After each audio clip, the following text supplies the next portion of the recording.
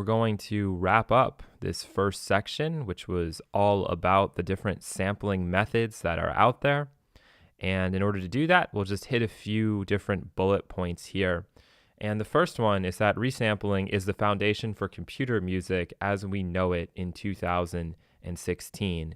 So as we move forward and start to look at some of the other instruments, we're going to go farther and farther away from this. But fundamentally, even those instruments, a lot of times they're using samples in order to generate those waveforms for you. So if it's like a sawtooth wave, a triangle wave, a sine wave, it's not like that comes from nowhere. And typically in those instruments, they have just a tiny little sample. And then obviously you do a lot more with it, but it still comes down to sampling. Obviously in the past, you'd have to create an actual physical oscillator, right? You'd actually need the hardware component in order to generate the sound. But in the computer, it's really the sample that's the king. And you don't really need somebody to describe for you the process behind sampling. It's really more of finding the samples that fit, finding the things that are really speaking to you and using them to make your music. But I just think it's important to note and to really stress that when you are making music, resampling is still the thing that you're kind of doing the most of. The process has just changed a little bit. Whereas in the past, you might need to dig through a lot of records and actually resample it yourself, actually record that record, that moment in the record to use it. Nowadays, it's us going through a bunch of different sample packs, trying to find the thing that works, or going onto YouTube because everybody has posted all of these old vintage vinyl records up on YouTube. And you can kind of do the same thing. You listen and then using various means, can resample it from YouTube and then use it in your music. So things haven't changed that much. It's just that there's so much more out there that's right at your fingertips. And I think as we get to the last bullet, I'll talk a little bit about restraint and what really you need to learn when it comes to sampling processes.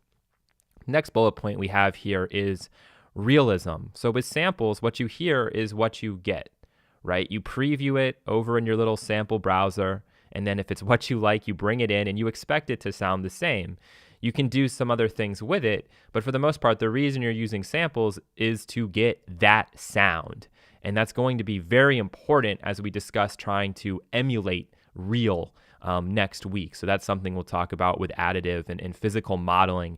And it's also kind of why I started here with sampling, because we know what we can expect, right? I hear that piano sound, I can then drag and drop it into a sampler. And for the most part, I kind of know what's going to happen.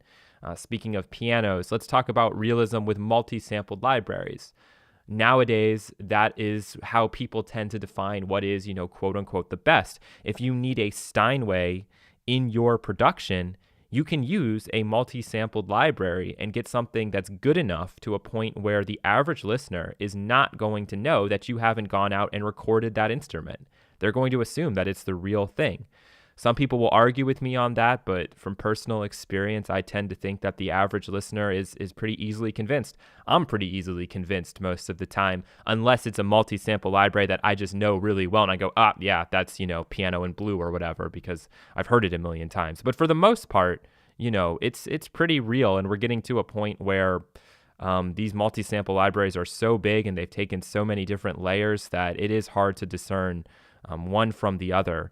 And so you no longer need to settle for, the synthesized version, an emulated version, unless now that's the sound you want. So things have kind of changed. And I think we will talk a little more about the history of synthesis in the next few weeks and, why were these instruments originally created. And in some cases, it was to try to emulate those various sounds. An actual piano is very expensive. Actual strings are very expensive.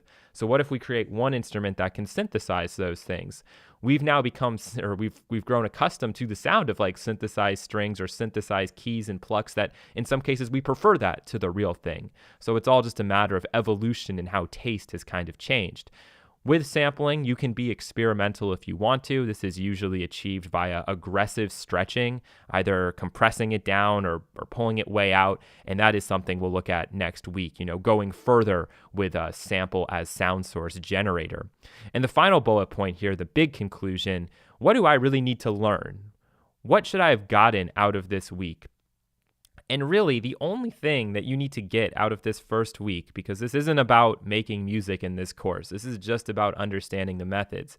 What I hope you get out of this week is that when you bring up instruments, right, and they have the structure of the instruments that we've seen, where you have a mapping editor, you have a wave editor, in some cases you have cells if it's a drum machine, you will understand instinctually, you'll know immediately what family of instrument that falls into. And that's kind of the biggest thing that new producers need to learn. You know, when you bring in some kind of a processor, what is that processor used for? And as long as you know the basics, you'll be able to use it. So no worries there. Let's look ahead to next week. We are going to be talking about a variety of very interesting, and in some cases, very like avant-garde synthesis methods, things like additive, granular, wave scan, all this sort of stuff. And most of the methods we'll look at next week are directly related to sampling. Okay, either using samples as the sound source, as will be the case in a few of the instruments, or attempting to get the exact same result, try to get something very real. And so we'll be opening up a spectrum analyzer and saying, okay, if we break this sound down into just sine waves, couldn't we just additively make a bunch of sine waves and create that sound? We'll talk about some of the challenges with that. And of course, as I just mentioned, we'll also be looking at using samples as a sound source. So from very practical reasons you might do this to extremely the other end of that spectrum and doing things that are quite avant-garde and experimental. So I hope you look forward to that, and you will, we'll pick this up in the next section. So can't wait.